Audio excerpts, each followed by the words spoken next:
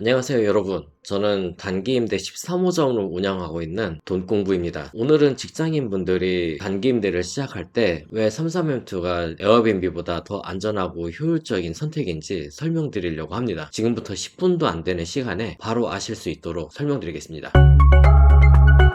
여러분, 단기 임대 부업에 대해서 고민해 보신 적 있으신가요? 저도 처음에는 여러 플랫폼을 좀 비교하면서 많은 좀 고민을 했었는데, 오늘은 단기 임대와 33M2 두 플랫폼 간의 차이점을 좀 살펴보면서 직장인이 부업으로 하기 좋은 단기 임대 부업이 어떤 거인지 좀 제대로 짚어드리려고 합니다. 우선 법적 리스크부터 말씀드릴게요. 이제 흔히들 에어비앤비는 오피스텔에서 하면은 불법이라는 걸 대부분 사람들이 이제 아실 거예요. 그리고 실제로 등록되지 않은 숙소 운영 사례가 굉장히 많다고 보고도 됐었어요. 예를 들면 다른 뉴스에서도 에어비앤비 등록된 숙소 중에 최대 90%가 관련 법규, 특히 공중위생법이나 숙박업법을 위반한 불법 사례가 많이 발생하고 있다고 합니다. 이제 반면에 33m는 숙박업이 아니고 단기 임대업으로 분류가 되기 때문에 숙박업에서 지켜야 할 사항들을 대부분 안 지켜도 되죠.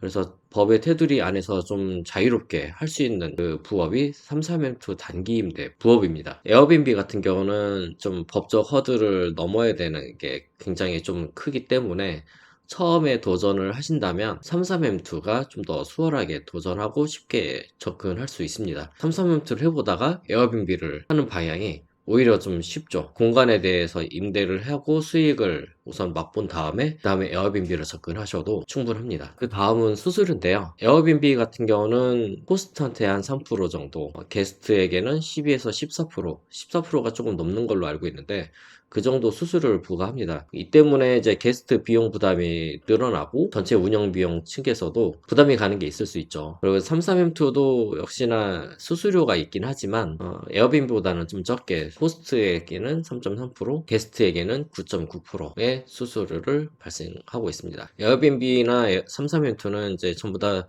플랫폼 수수료가 있지만 에어비앤비보다는 33M2가 좀 더 수수료 차원에서 좀 더 이점이 있습니다. 세 번째로 임대 기간에 따른 차이점이 있는데요. 에어비앤비는 최소 숙박 기준이 1박부터 예약이 가능합니다. 그렇기 때문에 잦은 체크인과 체크아웃 때문에 직장인으로서는 좀 관리가 불편할 수도 있어요. 이제 수익률 차원에서만 말씀드리면 당연히 에어비앤비가 33M2보다는 좋지만 직장인이 접근하고 이제 관련 CS 대응이라든지 입퇴실 문제라든지 이런 거를 계속 신경 쓰기는 에어비앤비가 조금 더 직장인으로서 하기에는 좀 불편할 수 있습니다. 반면에 33M2는 최소 이제 임대 기간이 일주일이기 때문에 아무리 많이 잡아도 일주일에 한 번씩 52주면 1년에 쉬운 2번이죠. 그런데 제가 1년 반 넘도록 호실 13개로 운영해 본 결과 평균 3주 정도 이용하시더라고요. 이제 짧게는 일주일도 있었고 길게는 3개월도 있었지만 평균적으로 봤을 때 평균 3주 정도는 이용하셨다 보니까 1년에 많게는 15회 아니면 1년에 10회도 안 되는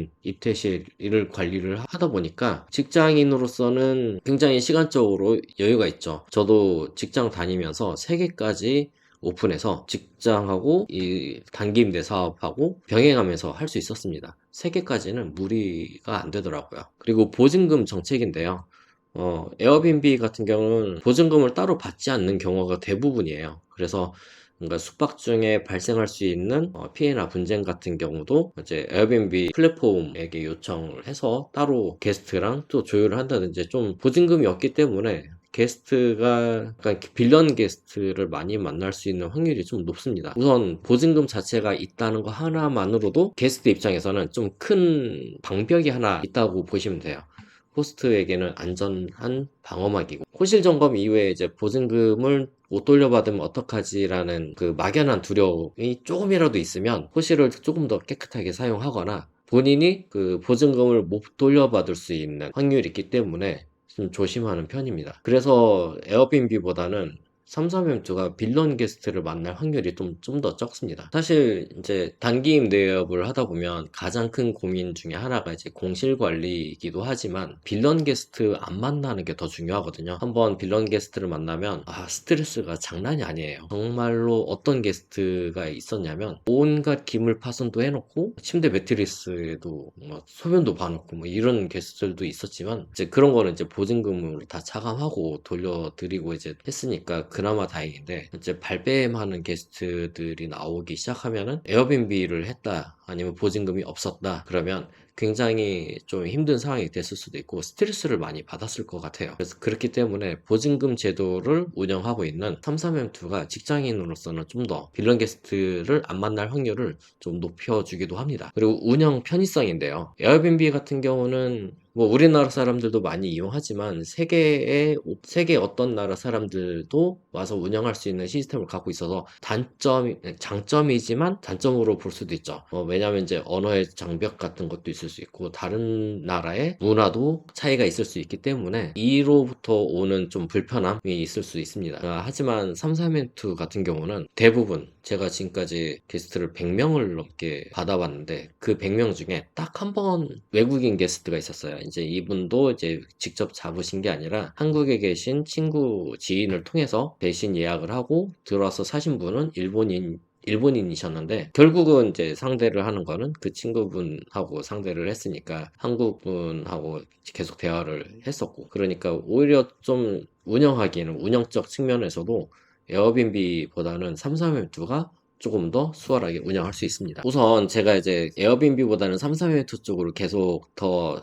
강조를 해드리긴 했는데요. 이제 저도 직장인이었기 때문에 에어비앤비도 운영해봤고 삼삼엠2 단기임대도 운영을 해봤습니다. 근데 이제 에어비앤비는 우선은 저는 운영을 안 하고 있고 삼삼엠2만 하고 있는데, 직장인이라면 삼삼엠2로 단기임대업 공간 대여 사업을 해보시는 걸 훨씬 더 추천드리는 편입니다. 그리고 이제 나는 이제 시간이 많이 난다. 그리고 내 주변 바로바로 대응할 수 있는 내 집 근처에 에어비앤비를 운영하고 나는 수익률을 극대화하고 싶다 하시는 분은 에어비앤비를 하시는 것도 굉장히 좋은 선택이 될 수 있습니다. 저는 오로지 직장인 기준에서 설명드린 거니까요.